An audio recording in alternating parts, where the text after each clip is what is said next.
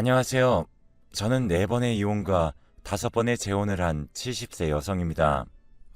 제 지난 삶을 되돌아 생각해보면 정말 믿을 게 하나도 없구나 라는 생각이 드는 것 같아요.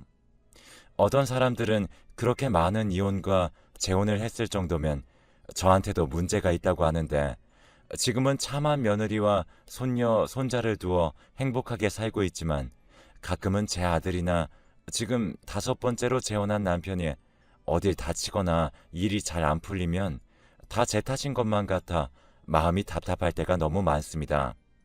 그래서 여기에 제 사연을 말하면 다른 사람들에게 제 인생이 어떠했는지 판단해 줄 분들이 많으실 것 같아 이렇게 사연을 보냅니다. 어릴 때부터 이야기해보자면 저희 집은 신발 장사를 해왔습니다.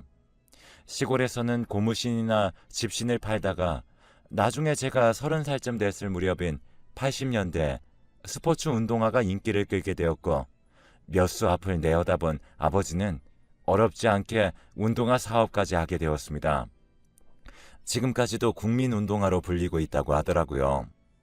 지금처럼 젊은이들이 신을 만한 운동화는 아니지만 아주 기본적인 디자인으로 예스러움이 묻어있고 싼 값에 팔고 있기 때문에 최근까지 제가 경영을 하다가 이제는 제 아들들에게 경영을 물려주게 되었죠. 어쨌거나 아버지는 유독 손으로 만드는 것들을 잘했고 동네에서도 만능 제주꾼으로 통하셨습니다. 그래서 학교를 가도 부잣집 따님이라는 별칭이 붙었었고 그래서 이제 저희 집안 때문에 저에게 다가오는 남자들이 없었어요. 그러다가 19살 9월 무서운 여름이 지나고 제법 선선해진 가을날 동네에 마시를 갔는데 우연히 징겁다리 쪽 강변에 앉아 꽃을 걷고 있는 제 또래 남자아이가 보이더군요. 그런 모습 자체가 저에겐 호기심의 대상이었기에 저는 다가가서 "얘, 그건 무슨 꽃이니?" 하며 물으니 남자아이는 엉덩방아를 찢더니 금세 일어나 꽃을 뒤로 숨기며 "이건 그냥 내가 지은 이름인데 강변꽃이야. 나도 이름은 잘 몰라." 라고 하더라고요. 그 모습이 어찌나 제겐 신선했는지 모르겠어요. 그 남자아이와 이야기를 하다 보니 그 남자아이는 저보다 1살 위였는데 집안에 돈이 없어 여기저기 힘쓸 일이 있으면 일을 해주고 푼돈을 받으며 생활을 하고 있다고 하더라고요. 뭔가 마음 한켠이 짠하기도 하고 한편으로는 그런 생활을 하면서도 뭔가 씩씩해 보이고 명랑해 보이는 면이 보여 친구를 하자고 했었죠. 그 남자아이는 "나 너네 집 얼마나 잘 사는지 안다? 동네에 소문이 자자한걸? 그런 너가 나랑 친구를 한다면 부모님이 싫어하실 거야. 그냥 앞으로 마주쳐도 모르는 척하고 지나치자." 라고 하며 뜀박질을 하면서 가버렸습니다. 저는 집에 와서도 그 남자아이 생각으로 머릿속이 가득 찼습니다. 한 번도 그런 적이 없는데 같이 살고 싶다는 생각이 들었죠. 그래서 저는 4개월 동안 졸졸 따라다녔고 이내 그 남자아이도 제게 마음을 열었습니다. 하지만 얼마 지나지 않아 엄마와 아빠는 이 사실을 알게 되었고 남자아이를 가만두지 않겠다며 그 남자아이 집을 쫓아가 한바탕 난리를 치셨습니다. 그 남자아이는 수치스러워하며 집을 뛰쳐나갔는데 그 뒤로 볼 수 없었죠. 저는 엄마와 아빠에게 그런 게 무슨 상관이냐며 나를 찾지 말라고 하고 그 가족에게 사정을 해서 이렇게 첫 가정을 이루며 살았습니다. 너무나 적은 돈에 작은 고시원에 살았지만 저희 둘은 너무나 사랑했기에 매일매일 붙어 지내는 것만으로 행복해하며 잘 살고 있었습니다. 그러던 어느 날 엄마 아빠가 쫓아와 저희 집으로 쳐들어왔고 그렇게 저와 첫 남편은 이별을 하게 되었죠. 저는 몇 번이나 다시 도망쳐 보려고 했지만 부모님은 그런 틈을 주시지 않았습니다. 저는 제가 얼른 돈을 벌어 어엿한 성인이 되면 다시 그 남편을 찾아가리라 다짐했어요. 그렇게 저는 대학교를 진학했죠. 어느 날 도서관에서 공부를 하고 있는데 어떤 오빠가 저에게 군것질거리를 주고 가버리더군요. 뭔가 낯이 익었지만 워낙 비슷하게 생긴 사람들이 많으려니 했습니다. 그러다 이틀째 지나던 날 또 그 오빠가 다가와 저에게 간식과 함께 쪽지를 주더니 정문에서 기다리고 있겠다고 하더라고요. 그래서 저는 궁금함에 정문 앞으로 갔고 알고 보니 동네에서 같이 놀고 지냈던 병혁이라는 오빠였습니다. 오빠에게 여태까지 있었던 일들을 이야기하며 꼭 그 남편을 다시 찾아갈 생각이라고 이야기했어요. 그러던 어느 날 엄마 아빠는 안 되겠다며 대학을 그만두고 결혼해서 살라며 강제로 선을 보게 한 뒤 두 번째 남편과 살게 되었습니다. 저는 그 사람이랑 살이 닿는 것도 싫어 밤마다 집을 뛰쳐나왔습니다. 그때마다 병혁 오빠는 어떻게 알았는지 집 앞을 지나치다가 저를 오빠 집에 묵게 해주기도 했어요. 오빠는 제가 불편한 게 싫다며 당분간 오빠 집에서 묵게 해주고 본인은 친구네 집에서 잤죠. 그렇게 병혁이 오빠에게 저는 점점 의지하게 되었습니다. 어떻게 알게 된 건지 몰라도 며칠이 지나자 시어머니가 쫓아와 구미호 같은 년이라며 더러운 것, 욕이란 욕은 다 하더니 이혼을 시켰습니다. 저는 그렇게 집으로 돌아가게 되었고 부모님은 그런 저를 한심하게 보시더니 그런 자식 하나 못 잊어서 이렇게 사는 거냐며 이제는 정말 좋은 사람으로 알아볼 테니 거기서는 마음 굳게 먹고 생활하라고 했었죠. 저는 너무 싫었지만 부모님에게 벗어날 방법이 없었습니다. 그렇게 저는 세 번째 남편과 결혼을 하게 되었는데 이게 제가 25살이 되던 해까지 일어난 일이었습니다. 세 번째 남편은 그래도 저에게 잘해주던 사람이었는데 또 알고 보니 병혁이 오빠와 아주 절친한 친구 사이더라고요. 그래서 셋이 자주 만나 술도 한잔 기울이며 어울려 놀았습니다. 아직 어색한 남편이었지만 그래도 병혁이 오빠랑 친한 사람이라고 하니 왠지 모르게 마음이 갔습니다. 그렇게 1년 정도 지내며 남편에게 조금이라도 정이 생길 무렵 남편이 집에서 거품을 물며 쓰러졌습니다. 남편은 화학회사 쪽에서 일을 했기 때문에 집에는 여러 가지 화학약품들이 있었고 꼼꼼한 남편은 그런 걸 철저하게 구분하는 편이었는데 정말 어떻게 된 건지 그걸 마시게 되어 바로 즉사를 해버리고 만 거죠. 이때쯤 되니 제가 문제인 건가 생각이 들더라고요. 세 번째 남편의 시어머니도 너가 아주 남자를 깃팔아먹는 못된 년이라며 때리고 화풀이를 하셨습니다. 그럴 때쯤이면 병혁이 오빠가 다가와 저를 위로해 주었어요. 저는 그런 병혁이 오빠에게 어쩐지 내가 기댈 수 있는 그런 사람이라는 걸 느꼈습니다. 그렇게 오빠와 저는 100년 가약을 맺게 되었는데 처음엔 저도 저 같은 거 만나지 말라고 피해 다녔습니다. 하지만 오빠의 진심을 듣고 나니 한 번은 더 믿어봐도 좋겠다는 생각이 들더라고요.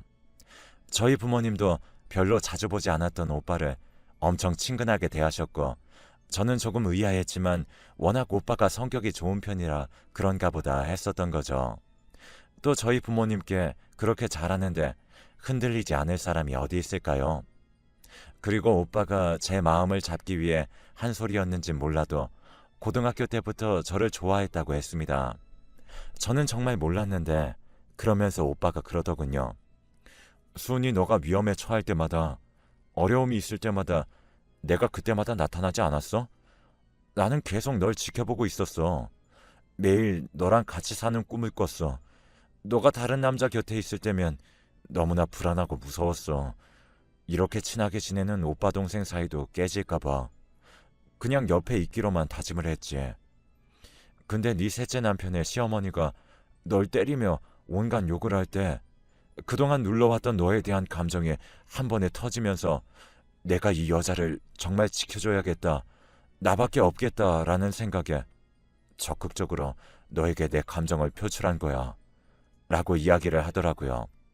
저는 그때 흔들렸습니다. 제 모든 과거를 알고도 이렇게 받아주는 사람이 있을까 싶었었죠. 그렇게 행복하게만 지내고 있었을 무렵 저는 장을 보러 시장에 갔다가 소스라치게 놀라며 주저앉아 버렸습니다. 바로 제 첫째 남편인 대혁이 오빠를 만났기 때문이죠. 저 때문에 시장이 소란스러워지자 대혁이 오빠가 제 쪽을 쳐다보게 되었고 오빠는 한달음에 저에게 달려왔습니다. 그렇게 저희는 막걸리 집에 들어가 그동안 있었던 일을 이야기했습니다.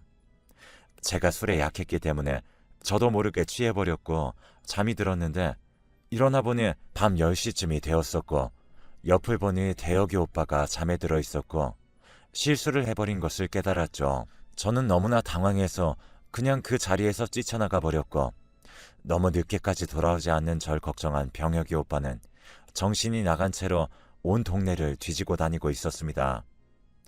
솔직하게 말할 용기가 없었던 저는 그냥 아는 언니를 만나 술을 마셨는데 그 언니 집에서 잠이 들어버려서 이제 막 오는 길이라고 했죠.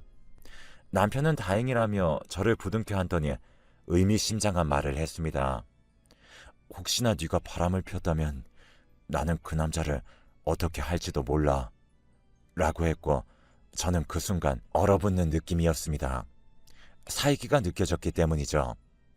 사실 저는 어렸을 때부터 특출난 구석이 있었습니다. 귀신을 보는 능력이 있었거든요. 어린 시절 어느 날 마을에서 막 뛰어놀고 있는데 한 아저씨가 저를 보며 계속 웃고 있는 겁니다. 그러다 구슬치기공이 그 아저씨 발에 굴러갔고 저는 아저씨에게 아저씨 그거 좀 여기로 던져주세요 했더니 아저씨는 그저 제 말을 듣고 웃기만 할 뿐 주워주질 않았습니다. 그때 같이 놀던 친구들이 얘 순이야 무섭게 왜 그러는 거야 누가 있다고 그래 라고 이야기를 했고 저는 그때부터 남들과 다르다는 것을 알게 되었죠. 그래서 그 이후로는 부모님만 알고 있지 아무도 제가 귀신을 본다는 걸 몰랐습니다. 그런데 어느 순간부턴 그 사람의 기운을 감지하게 되었습니다. 뭔가 그 사람을 보고 있으면 어떤 기운이 느껴진다고 해야 하나요? 예를 들면 대혁이 오빠를 처음 봤던 징검다리에선 유독 오빠에게 끌렸던 이유는 좋은 기운이 느껴졌기 때문입니다. 대혁이 오빠가 같이 있으면 꽃밭에 굴러다니는 듯 환하고 밝은 느낌이 있었거든요. 그리고 오빠 옆에 붙어있던 귀신은 2명이 있었는데 한 명은 아주 나이가 많아 노쇠한 할머니로 보였고 한 분은 40대 중후반으로 보이는 선비분이셔서 좋은 수호령 같다는 느낌이 들었죠. 그런데 병혁이 오빠는 뭔가 모르게 음산한 기운이 돌았어요. 분명 행동이나 말투는 친절한데 가끔 소름이 오싹오싹 돋을 정도로 뭔가 그런 싸한 느낌이 있었죠. 그리고 오빠 옆에 따라다니는 한 명의 귀신이 조금 마음에 걸렸습니다. 오빠 옆에는 셋째 남편과 조금 닮아 보이는 남자분이셨는데 늘 오빠를 째려보고 있었거든요. 보통 수호령들은 그런 표정을 잘 안 짓는데 그게 또 의아하긴 했었어요. 그리고 또 한 명의 귀신은 그냥 보통의 수호령 같았지만 뭔가 표정이 오묘했어요. 뭐랄까 질색하는 느낌? 이런 수호령들을 처음 보는 거라 저는 조금 의아하기는 했지만 워낙 오빠가 착하게 살았다 보니 안 좋은 무리들이 오빠에게 원망의 감정을 가지고 있나 싶었거든요. 병혁이 오빠는 정의로워도 너무 정의로워서 이상한 사람들에게 원한을 사는 일이 종종 있었거든요. 아무튼 그날 일은 여차저차 넘어가게 되었고 그러다 저는 임신을 하게 되었어요. 워낙 신혼이다 보니 병혁이 오빠는 별 의심을 하진 않았던 것 같아요. 그렇게 아이가 태어났죠. 그 누구도 닮지 않은 아이였어요. 대혁이 오빠의 아이가 아니었을까 하는 순간 병혁이 오빠는 자신의 고조 할아버지를 닮았다며 정말 핏줄은 무시 못한다며 너무너무 좋아했어요. 그렇게 저도 마음의 한시름을 덜고 나니 대혁이 오빠 생각이 났어요. 그렇게 조금 수소문한 끝에 대혁이 오빠를 다시 만날 수 있었죠. 대혁이 오빠의 형편은 옛날 그대로였습니다. 저와 그렇게 하룻밤을 보내고 나서 벌을 받은 것 같다며 와이프가 얼마 지나지 않아 죽었다고 했죠. 자기 탓인 것만 같아 괴로웠다고 했고 그것 때문이었는지 오빠의 수호령도 조금 기운이 많이 빠져있는 모습이었습니다. 그래도 오빠에겐 좋은 기운이 많이 남아 있었어요.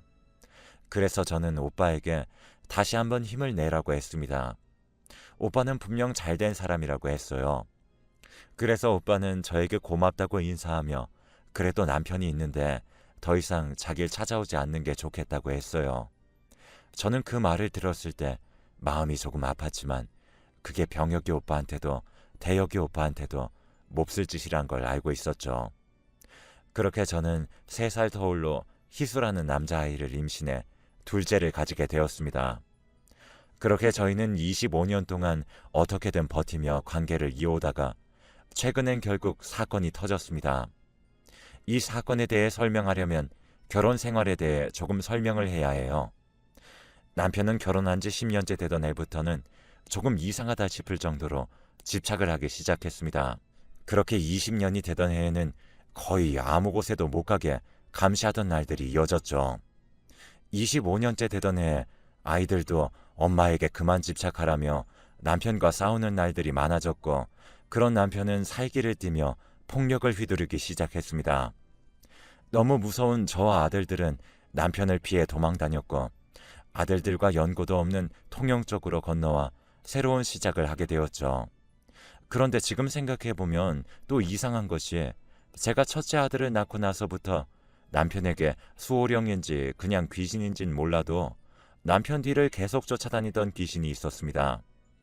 젊은 여자 귀신이었는데 검은 기운이 가득한 여자였었죠.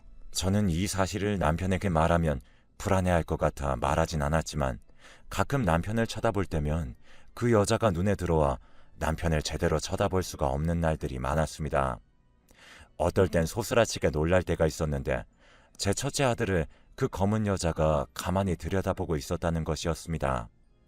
어떤 날은 말을 걸기도 했지만 귀신들은 제 말을 못 듣는 건지 모른 체를 하는 건지 모르겠지만 전혀 대화를 할 수가 없었습니다.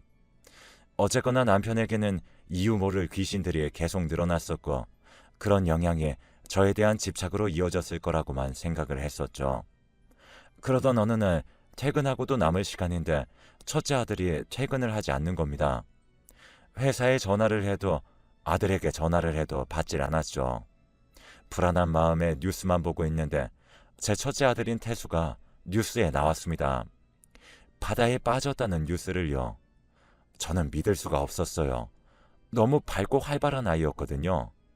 자살수가 보이는 사람들은 그런 귀신들을 이끌고 다니는데 태수는 그런 귀신들이 전혀 보이지 않았거든요.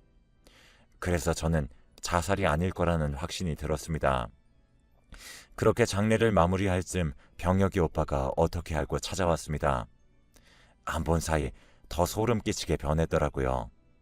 사람의 몰골이 아니었죠. 저의 손을 잡고 그리웠어 순이야. 내가 미안해. 내가 다 잘못했어. 내가 너를 너무 사랑했던 거라고 생각하면 안 될까? 너가 언젠가 나를 떠나버리지 않을까? 매일 노심초사했어. 그래서 그런 거야. 순이 너를 너무 사랑해서. 라며 광기 어린 눈으로 저를 쳐다보더군요. 그 순간 저를 붙잡은 남편의 손이 시꺼멓게 물든 것처럼 보였습니다. 거기엔 바닷물 냄새가 났죠. 저는 설마 했습니다. 자기 아들인데 어떻게 그럴 수 있겠냐 싶었어요. 그 순간 죽은 태수가 아빠 뒤에 나타나 괴로워하는 겁니다. 그러면서 살기를 띤 눈으로 병혁 오빠를 쳐다보고 있었습니다. 저는 너무 놀라 병혁 오빠에게 미쳤어? 어떻게 그런 짓을 해? 오빠가 그런 거야? 라며 소리를 질렀더니 병혁 오빠는 순간 눈빛이 돌변하더니 저에게 귀 근처에 속삭였습니다. 어떻게 한 거야? 라고 말이죠. 그리고는 저를 무서운 눈으로 쳐다봤습니다. 저는 입을 틀어막으며 죄값 받아. 어떻게 그런 짓을 해? 하며 악을 질렀는데 그 순간 병혁이 오빠는 태수, 어차피 걘 내 아들도 아니잖아. 그리고 걔 네 아들도 아니야. 라고 이야기를 하는 게 아니겠어요. 그러면서 저의 손을 꼭 붙들고 그러니까 왜 그런 짓을 했어? 나밖에 모른다면서 왜 그런 짓을 했어? 빨리 다시 집으로 돌아가자. 라며 미친 사람처럼 절 끄집어내려고 했습니다. 그때 둘째 아들의 신고로 남편은 잡혀가게 되었고 저는 재수사를 요청했습니다. 그렇게 남편은 징역살이를 하게 되었죠. 그런데 경찰 수사 과정에서 저는 놀라운 이야기를 듣게 되었습니다. 남편은 이번이 두 번째였다고 합니다. 남편 입으로 고백했다고 하더라고요. 제정신이 아니라 확실하진 않지만 저의 세 번째 남편이었던 사람, 화학회사를 다니던 그 사람을 자신이 했다고 시인을 했다더군요. 워낙 막연하게 지내던 사이라 저희 집을 자주 왕래했었기에 아무런 의심도 하지 못했던 겁니다. 세 번째 남편이 자주 마시는 레몬물을 남편만 마시던 물병에 따로 두었었습니다. 이를 안 병혁 오빠는 거기에 뭘 넣은 거죠. 당연히 경찰들은 워낙 화학약품이 많아서 본인 실수로 죽었다고 수사 종결을 했었고요. 저는 세 번째 남편의 시어머니를 찾아가 이 사실을 알려드렸습니다. 그러다가 제가 소스라치게 놀랐어요. 집에 있던 가족 사진에서 한 남성을 가리키며 누구냐고 여쭤봤습니다. 그랬더니 어머니는 그건 자신의 아버지라고 소개를 하는 겁니다. 병혁 씨를 쫓아다니면서 째려보고 다녔던 그 남성분이셨습니다. 아마 그 사실을 한 할아버지의 영혼이 그 사실을 알려주려고 했던 것 같네요. 그러다 보니 그 검은 여자도 생각이 났습니다. 아직 확실한 건 아니지만 첫째 아들인 태수의 친모거나 할머니였던 것 같습니다. 그리고 수소문 끝에 첫째 남편이었던 대혁이 오빠를 찾아갔어요. 아내의 이야기를 해줘야겠다 생각이 들었기 때문이죠. 오빠에게 연락을 해 카페에서 만나자고 했고 오빠는 알겠다고 하며 약속한 날에 카페에서 만났습니다. 아빠를 데려다 주겠다고 나섰던 아들은 카페 앞까지 대혁이 오빠를 데리고 왔습니다. 그리고 저에게는 인사만 하고 돌아갔지만 전 그 아들에게 눈을 뗄 수가 없었어요. 어딘가 모르게 저와 너무 닮았다는 생각이 들었거든요. 저는 이마에 조금 불뚝 튀어나온 점이 있습니다. 그게 보기 싫어 나중엔 시술을 해 지워버렸지만 그 아들에게 저와 똑같은 점이 있었습니다. 소스라치게 놀라는 저에게 대혁이 오빠는 나를 너무 많이 닮았지? 라고 물어보더라고요. 그래서 저는 오빠 어떻게 된 거야? 전 와이프 사이에서 낳은 아들이야? 했더니 오빠는 아니 그 사람과는 아이가 없었어. 사실 결혼한 지 얼마 안 되었을 때 와이프가 자살을 했거든. 문자만 남기고 죽었는데 나한테 영문 모를 말만 남기고 자살을 했어. 그렇게 첫사랑에 대한 사랑이 깊었냐면서 그냥 대놓고 만나지 왜 사람을 비참하게 만드냐며 뭐 그런 문자만 남기고 죽어버린 거지. 씁쓸하게 웃어 보인 오빠는 너와 내가 하룻밤을 보낸 걸 알게 됐나 봐. 그러다 보니 봉사를 하며 살아야겠다는 생각이 들었고 보육원에 봉사를 가게 되었어. 거기서 유독 어린 갓난아이가 있었는데 왠지 모르게 나를 닮았다는 생각이 들더라고. 그래서 혹시나 입양이 가능하냐 물어봤고 그렇게 내가 저 아이를 입양해서 키웠던 거야. 근데 어쩜 자라면 자랄수록 나를 닮는지 이런 인연도 있나 싶더라고 하며 아들 자랑을 내내 했습니다. 전 오빠에게 그동안에 있었던 이야기들을 했고 오빠는 알 수 없는 표정을 지었죠. 그러더니 제게 너한테 정말 못할 짓인 거 알지만 혹시 모르니 우리 유전자 검사를 해보는 게 어때? 라고 물어보더군요. 저는 그 아들을 본 순간 뭔가 내 아들 같다는 느낌이 들어 빠르게 검사를 진행했고 그 결과 아이는 대혁이 오빠와 저의 친자식이란 결과를 받게 되었어요. 저와 대혁이 오빠는 그날 부둥켜 안고 펑펑 울었습니다. 이 사실을 둘째에게도 말을 했고 차라리 잘 됐다며 엄마에게 좋은 남편이라면 자기에게도 좋은 아빠가 돼주실 것 같다고 했죠. 그렇게 둘째 아들인 희수와 우리 부부의 친아들인 수혁이와 새 가정을 이루게 되었습니다. 아들들의 성화에 못 이겨 58세라는 나이에 결혼식이라는 것을 하게 되었어요. 나중에 알고 보니 대혁이 오빠와의 신혼생활을 들킨 것도 병혁이 오빠가 저희 친정 부모님께 일러 바친 것이었고 둘째 남편과 헤어진 것도 병혁이 오빠가 자신의 집에 자고 있는 모습을 찍어 시어머니께 보내주었기 때문이었죠. 정말 한 남자의 잘못된 사랑으로 인해 제 소중한 인연을 너무 돌고 돌아 만나게 된 것 같습니다. 저는 그렇게 아빠가 물려주신 운동화 회사를 물려받게 되었고 7년 정도 경영을 하다가 지금은 두 아들에게 공동대표를 맡겼습니다. 저희는 평화로운 노후 생활을 즐기고 있답니다. 남편이 여러 바뀌는 걸 보셨던 아버지는 너에게도 기술이 있어야겠다며 저에게 늘 기술을 가르치셨거든요. 그래서 아버지가 돌아가시고 나서도 사업을 물려받아 이렇게 대대로 물려줄 수 있게 된 것 같습니다. 여러분에게도 삶은 끝까지 가봐야 한다는 걸 말하고 싶었습니다. 그리고 노파심이겠지만 항상 사람을 조심했으면 좋겠네요. 제가 처음엔 여기에 제 삶에 대한 평가를 받고 싶었기도 했고 걱정들도 많았었는데 오히려 사연을 쓰기 위해 몇 번이나 제 삶을 되돌려보니 인생은 끝자락이 중요한 게 아닌가 싶네요. 그동안 마음고생했던 거 지금 다 누리고 있으니 이것만큼 감사한 인생도 없을 것 같네요. 여러분들도 늘 감사하며 행복한 인생 사시